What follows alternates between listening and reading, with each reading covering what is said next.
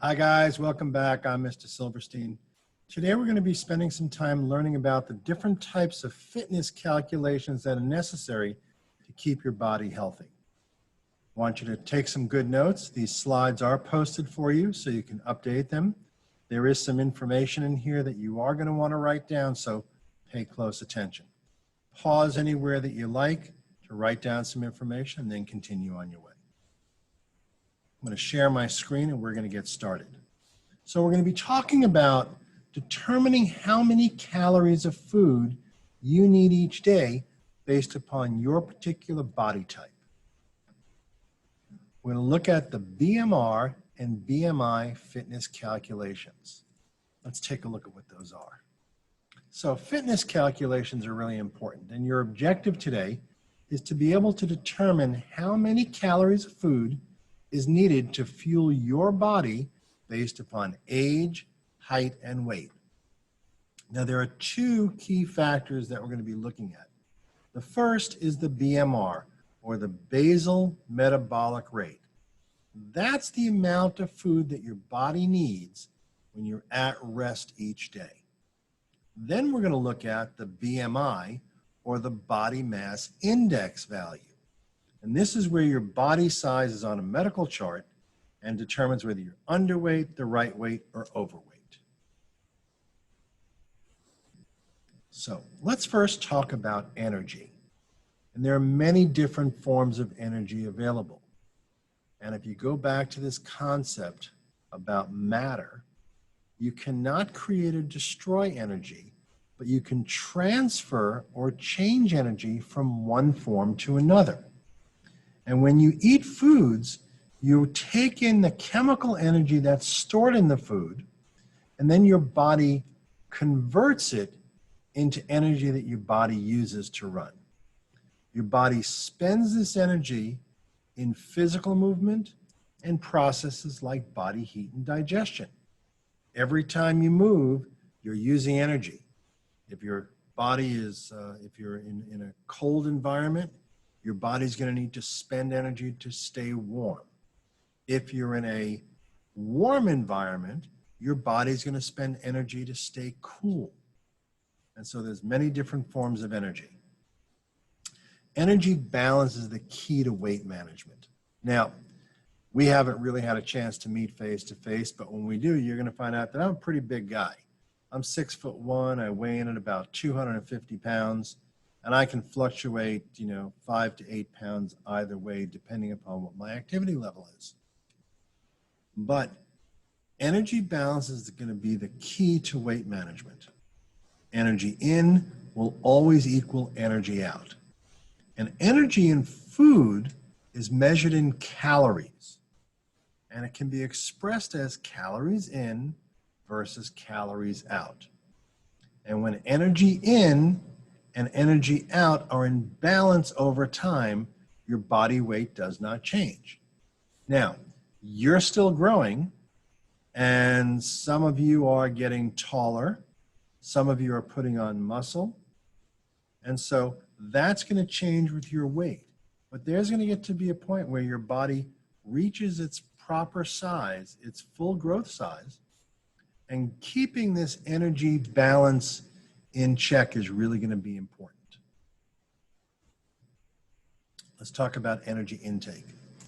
The metabolism of those macromolecules, the carbohydrates, the fats, and the proteins from the foods and the drinks you consume is the source of the chemical energy in your body. Researchers have determined the energy value of foods by burning them and measuring the amount of heat they produce. This technique is called direct calorimetry. So we're measuring calories. Now let's talk about energy output.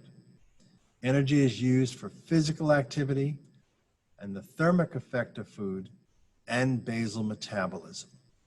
This makes up the calories that you spend each day, called your energy needs. So remember, you're taking in energy, that's your energy input, and then you're spending that energy output. So here's a key vocabulary term that you're going to need to keep track of. Basal metabolism. Basal metabolism involves all of your body's functions that sustain life, including breathing, circulating blood, nerve activity, secreting hormones, and maintaining body temperature. The pace at which your body uses energy to sustain life is known as the basal metabolic rate, or the BMR. And it comprises the largest part of the energy output. And it's measured after not eating for 12 hours while resting in a very controlled environment. The basal metabolic rate assumes that your body needs a certain amount of fuel to run your body, assuming you do absolutely nothing. It's called a resting metabolic rate, and it's nearly interchangeable with the BMR. Data is collected about 4 hours after food has been eaten or significant physical activity. The RMR data is easier to collect, so it's used more frequently as a research tool. But we're going to be using the BMR for the first part of our calculations. We just want to know what your body's going to burn, assuming you do absolutely nothing. So, this is the amount of calories needed to keep you alive at total resting rate. And so imagine if you stayed in bed all day and did absolutely nothing. Your body's still breathing. You're still moving blood. You're still moving around. You still have to maintain homeostasis, or that balance of your temperature. Now, there are different calculations for men and women, and it's dependent upon the age of the individual. Older people will have a lower BMR than younger people will. And that's very important. As you get older, your BMR actually lowers down because you're doing less activity throughout the day. Now, these calculations, and we're going to do a little bit of math here, and we'll slow down as we get to that area, but the calculations are unique for men and women, but they're all calculated in a similar manner. Each uses a different factor value. For women, the factor value is 655. For men, the factor value is 66. And this is going to result in how many calories of food you need each day to stay alive, assuming no activity. And this is just a baseline value that we're going to use to get ourselves started determining how many calories a day you need. But there are many factors that affect the BMR. And the BMR is not a perfect number. It's just a good guideline. So for example, body structure. Taller people have a higher BMR than shorter people do. The body composition. People with a higher ratio of muscle to fat tissue will also have a higher BMR. Gender. Males have a slightly higher BMR than females do. Temperature. Fevers or a hot environment can cause a higher BMR. There's also a hormone called thyroxine. Thyroxine regulates BMR, and it's either overactive or underactive. Thyroid affects the BMR. Your age will also affect the BMR. The BMR will decline, it will get less after 30 years of age. It's usually higher during infancy and adolescence and lower as you get older. So for example, my BMR number would be lower than your BMR number would be. Diet can also have an effect on the BMR. Very low calorie diets can decrease the BMR. If you don't get enough food, you actually start starving and your body wants to hold on to all of the energy that it has, which is why people that do diets, if they're not eating enough food, they actually don't lose any weight at all because the body wants to hold on to everything it has. Stress will also affect the BMR, and stress releases hormones that raise the basal metabolic rate. So there's lots of factors that affect the BMR. So how do we determine a healthy weight? Healthy body weight varies depending upon gender, height, and body frame size. And maintaining a healthy body weight will help limit the health risks associated with too little and too much body fat. But it may not match what the media considers the image of a perfect body, but it's an appropriate item for your body's composition. So I'm going to stop sharing for a second. I'm going to tell you a little story. So I'm an older guy. I'm 61 years old right now. And when I was turning 50 or so, I was a pretty big guy. I was 6'1". I was probably pushing 320, 330 pounds. I mean, I was a big Oompa Loompa. And I'd always been active. I'd been diving for a long time. And I went and I saw my doctor, and he did all kinds of tests. And he said, Joel, here's what's going to happen. If you continue on the pathway that you're on, you'll never get to age 60. So I can give you a statin to take care of the heart problem. We can put you on a low-calorie diet. We can have you exercising. We can get a lap band that's going to make your stomach smaller. Or you can go fix it all on your own.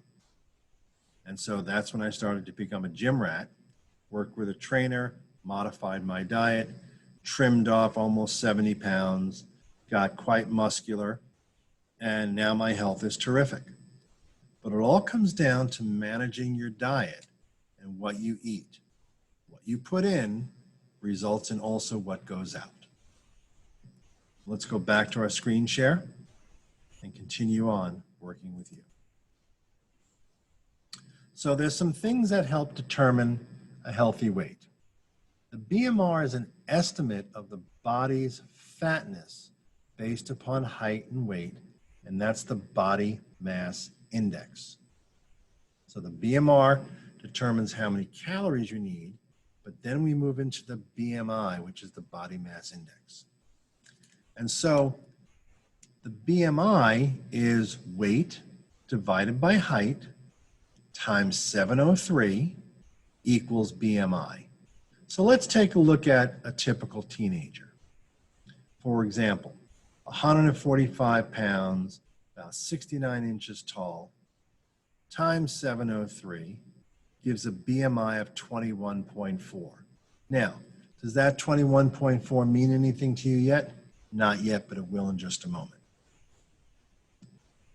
The BMI can then be used to interpret the individual's weight status. And so we've calculated and put these weight statuses into 4 particular areas.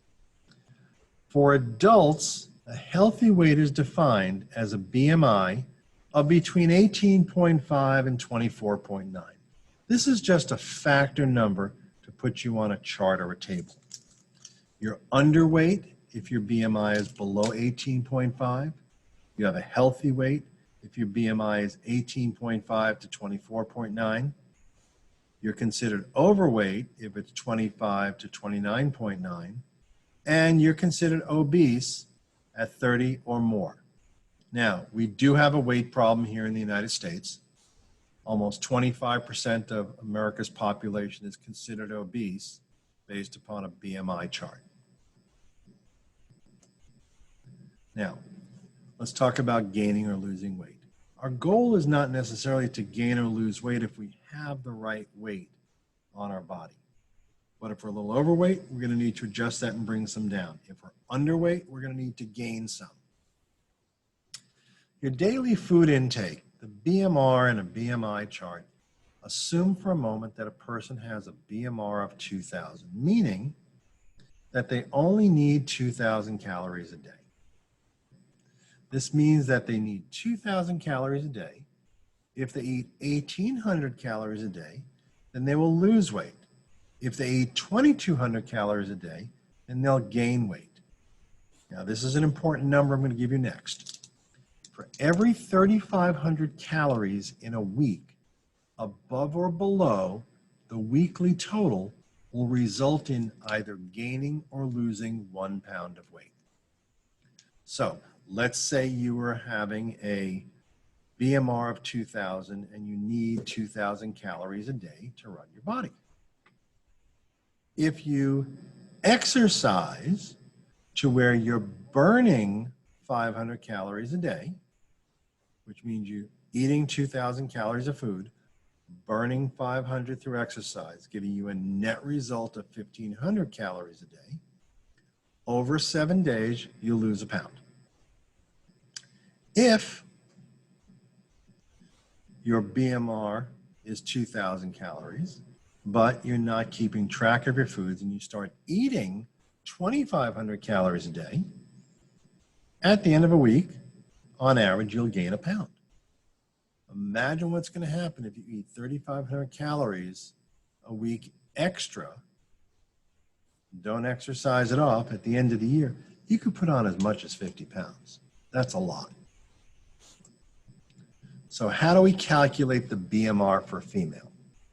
Well, there's a lot of calculations here, and I'm going to walk you through them carefully.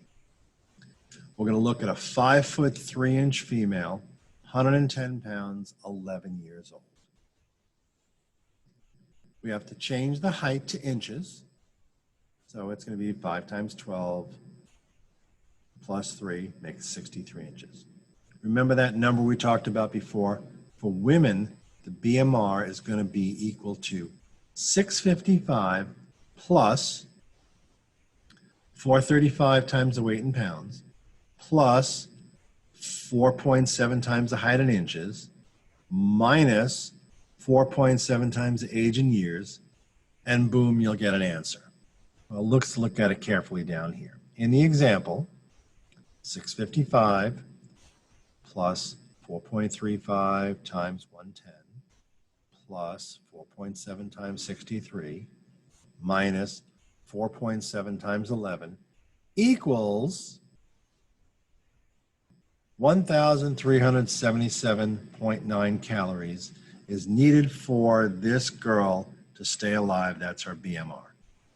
Now, that's a lot of calculations to use, and there are apps that are available on your phone to calculate your BMR. And there's a link in here that I'll show you in just a moment. But if we take this 11-year-old, let her do some activity, she's going to need somewhere between 1,400 and 1,700 calories a day. Let's take a look at a 30-year-old male. 6'1", 200 pounds. Go through all the calculations. We're going to jump down here to the box in the example here. His BMR uses a factor of 66, not the same as we had for the woman at 655. So it's 66 plus 6.23 times 200 plus 12.7 times 73 minus 6.8 times 30. And the calculation shows that the BMR for a male 30 years old who's 6'1", 200 pounds, he needs 2,035 calories a day. That's his base BMR. Now, we're going to calculate the BMR for these people. And I used a little app at the bmicalculator.net, and you can try that on your own. But we took a female age 41, 5'1", about 115 pounds. Okay? About the age and size of many of your parents. And it turns out that this woman needs 1,249 calories as her BMR. If we look at a male 32, 5'11", who's 190 pounds, he has a BMR of 1933. And you can do this on your own at this particular calculator. So, how much do you need to eat? Well, a lot of that all depends upon your activity. The more active you are, the more calories you need. The less active you are, the less calories you need. And there are some handy factors to help you do that. So you calculate what your BMR is, and then you add some factors. If you're lightly active, I'm going to go to the second line here. If you're lightly active, you take your BMR and you multiply it by 1.375. That means you've got some light exercise, you're doing some sports 1 to 3 times a week. If you're very active, if you're an athlete doing hard exercises every day or exercising 2 or more times a day, you're going to take that BMR and multiply it by 1.7. So it's 1 times that food load plus another 70% of it on top. If you're super extra active, that BMR can be as much as 2 times more per day for training or for a marathon or for a triathlon. Now I know when I'm out and I'm doing exercise and I'm working out in the gym every day, for an hour or more, I'm going to end up running my BMR somewhere around moderately active, 1.5, maybe 1.7. If I'm out scuba diving and I'm doing a long day out on the boat and I'm doing a lot of diving, I can almost double my BMR because of the amount of activity that I'm doing and the amount of calories I'm burning. So this activity multiplier is helpful for you. What does it look like? Well, let's take a look at this very carefully. We have our female who's 41. We determined her BMR was 1249. If she's lightly active, she needs to eat about 1,700 calories a day. It's over here. If she's very active, going to the gym a lot, working out, riding a bike, she may need to increase her daily calories to as much as 2,155 per day. Remember, if the calorie intake is greater than the BMR plus the exercise needed, weight will go up. If the calorie intake is less than the BMR and the exercise needed, the weight will go down. So you have to find that balance. So let's summarize. The BMR is the basal metabolic rate. That's the amount of calories your body needs at rest each day. BMR plus the activity multiplier is the amount of calories your body needs each day based on your activity, and the goal is to maintain a healthy body weight. Now, we've been working on this for a while. I'm going to want you to take a little break right now, and then you're going to continue. We're going to look at BMI, or body mass index. So I'm going to stop my share right now, and we're going to take a pause for a couple of minutes, and then we'll come right back. All right, hope you guys had a good little break in there. What we're going to do now is we're going to start talking about the BMI, the body mass index. I'm going to share my screen again, and we can pick up where we left off. So now we're going to be looking at the BMI fitness calculation, and this is going to help determine what your healthy weight is. So the BMI is a value used to determine a person's health fitness in relationship to body fat.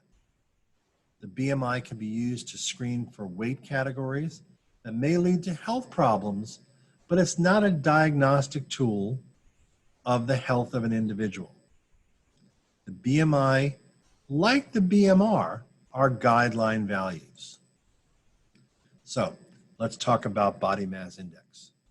The body mass index is a measure of how underweight or overweight someone is. It uses the same calculation for male and female. Unlike BMR, which used a different calculation, BMI uses the same calculation, and it's not dependent on age. The BMI table assumes that everyone who has a high BMI has a high level of body fat and is unhealthy. Now, that's not always necessarily true. Bodybuilders and athletes with very large muscles would be an exception to that. They may have a certain amount of mass, but they may not have a lot of fat.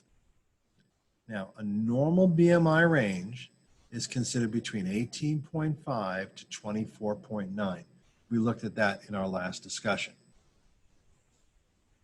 How do we calculate the BMI? Well, it's an interesting calculation.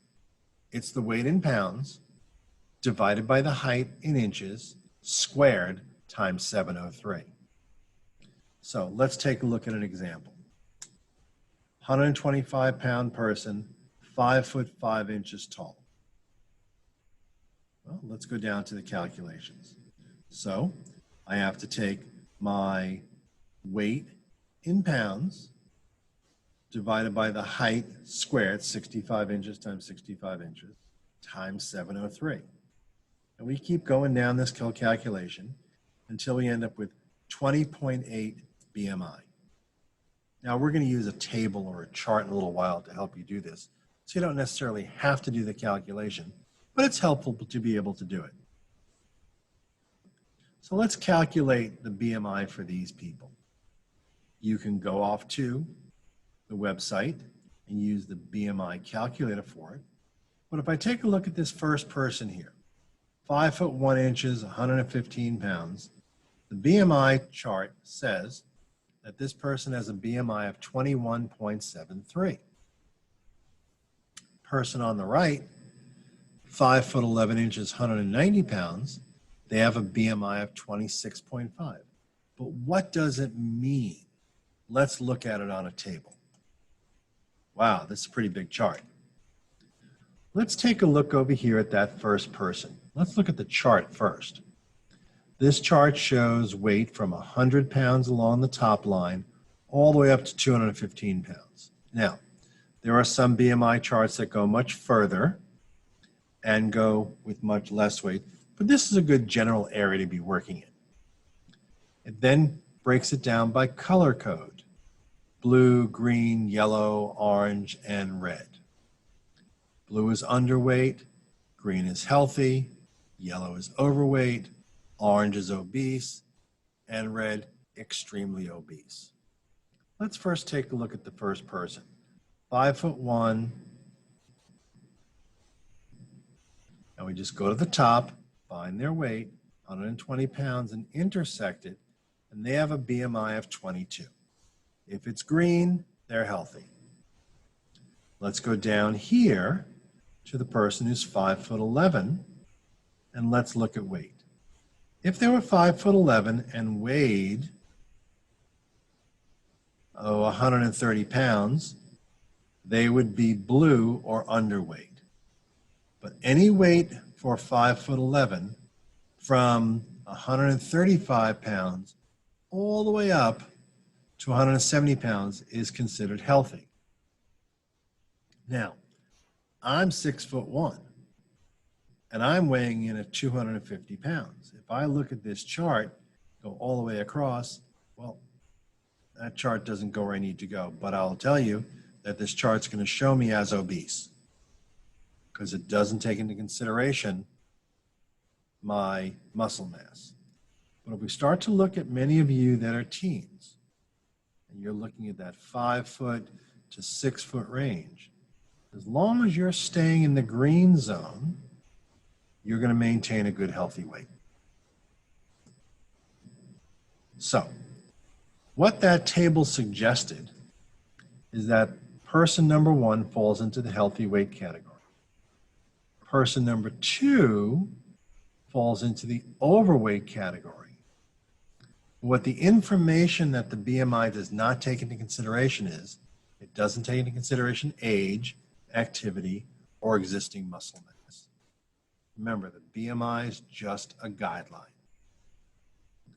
So, let's go back and look at person number 1. Hey, let's use me. And then you're going to calculate your own for you. You'll pause when you're done. You're going to calculate your own BMI. So for me, it shows that my BMI at 6 foot 1, 252 pounds, that was the other day, was 32.85, and it puts me into the obese class 1 category. It did not take into consideration muscle mass or body measurements. If I use a body fat calculator, the reality is I only have a body fat indicator of about 15%. I'm pretty muscular and I've got a fair amount of muscle as opposed to fat, even though I'm a big guy. But you're going to pause. You're going to calculate your own BMI and figure out what category you fall into. I'm going to stop my share for a moment, and then you can pause and do that calculation. All right, welcome back. I'm sure you found that you were falling into the right range, but now let's take a look at what do all those numbers mean and how can we get you to stay healthy. So let's first do a BMI review. BMI is a value that's used to determine a person's health fitness in relationship to body fat. The BMI can be used to screen for weight categories that may lead to health problems. The BMI does not take into consideration age, gender, or actual fitness, but the BMI is a guideline to help determine if you are in a target weight range. If the BMI calculates for you that you are overweight, you're going to need to adjust your food so you can get into a proper healthy weight. If you're underweight, we need to feed you more and make sure that you are maintaining a good healthy weight. So how do we put it all together? We've talked about BMR, basal metabolic rate, and BMI, body mass index. And those values help a person find a healthy balance of weight and food consumption. BMR and exercise helps target caloric needs. BMI helps target healthy weight. You need to find the right place on the chart and adjust your activity and food consumption to meet those goals. Now, you've been tracking your macros all week.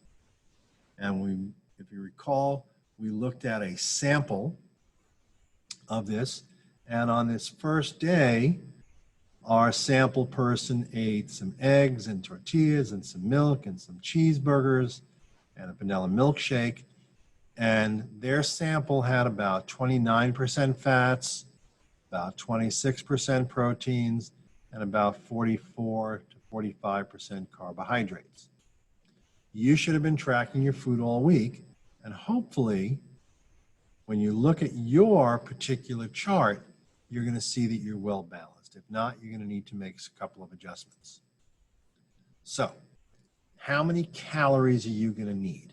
Well, the U.S. Department of Agriculture recommends that girls between ages 14 and 18 years old eat between 1,800 and 2,400 calories a day to maintain a healthy weight.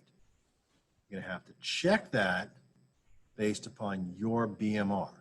If you're finding that you're eating more than 2,400 calories, you're going to be gaining some weight, and that's not going to be healthy for you. Boys in this age category need slightly more. They need somewhere between 2,000 and 3,200 calories a day, depending upon the amount of activity they're doing. And remember, these numbers are dependent on activity levels. The higher the activity level, the higher the calorie intake. So what's the best breakdown? Now, you've been tracking your food just based upon whether it was fat or whether it was carbohydrates or whether it was protein. We weren't looking at calories yet, but the nutrition experts suggest that teens between 14 and 18 function well with a combination of carbohydrates, fats, and proteins. And the activity level is a factor, but keeping food groups and caloric intake in balance leads to a healthy body. I want you to look at your food chart and adjust your eating to meet these guidelines. Ideally, when you're in your ages between 14 and 18, 30% of your weekly food should be coming from fats, about 48% coming from carbohydrates, and 22% coming from protein. So if your pie chart is not meeting this, you're going to need to start to adjust your foods. You don't need to adjust your calories yet, but just adjust your foods throughout the week and see if you can get it to start to match. So it's really important that you be careful with diets. We didn't talk a lot about diets, but fad diets do not work because they typically seek short-term goals. A fad diet is one that has you losing weight quickly. It's fashionable and it's being done all around town or around the country at that moment. There's always going to be a fad diet that exists. But weight gain or loss is achieved slowly. It's the BMR plus the activity factor. And remember, 3,500 calories of food above the BMR each week is going to give you 1 pound of weight gain. 3,500 calorie deficit below the BMR is going to give you 1 pound of weight loss. Weight is gained or lost only with the increase or decrease of caloric intake or activity. It really doesn't have a lot to do with what the mix of the foods is. It comes down to how much you're taking in or how little you're taking in. So be very careful with diets. So let's summarize, and we've covered a lot of stuff today. You get to keep these slides in this video. You can go back and work on that on your own at any time. So, BMR and BMI are an excellent guideline to help determine caloric need and reasonable body weight. Tracking food helps maintain proper distribution of macromolecule intake based upon BMR, BMI, and activity rate. And your individual needs are going to change over time. So what you do when you're 15 is going to be very different than what you do at 30, and very much different than what you do at 60. Well, that's all I have for you guys now. I know it's a lot of material to take in. Don't worry, you're not going to be tested on it, but it's really important stuff for you to know about. And we actually get back into class, we're going to go through this again. So that's all I have for you now. I'm Mr. Silverstein, and you have a great day.